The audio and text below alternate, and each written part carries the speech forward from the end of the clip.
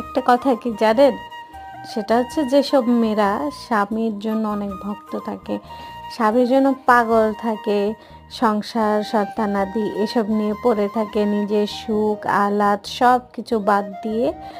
শুধু সংসারের চিন্তা করে, সেই মেয়েদের দিন শেষে শুনতে হয় যে দে আর গুড ফর নাথিং, এবং তারা কিছুই করতে পারে না, তাদের সব কিছু পচা, তারা ভালো না, তারা কোনো কাজই করে না, কোনো কিছুই করতে পারে না। আর যে মেয়েরা সমস্ত কিছু বাদ দিয়ে, সংসার স্বামীর গুরুত্ব না দিয়ে নিজের সুখ শান্তি বন্ধুবান্ধব নিয়ে থাকে, সেই মেয়েদের শুনতে হয় যে তারা খুবই ভালো এবং তারা অনেক বেশি অ্যাক্টিভ, তারা বাইরের দুনিয়ায় চলে, এবং তাদের স্বামীরা কিন্তু দেখবেন যে খুবই হেল্পফুল হয়, তাদের গুরুত্ব দেয়, তাদের মায়া মমতা করে এবং বউর পিছে পিছে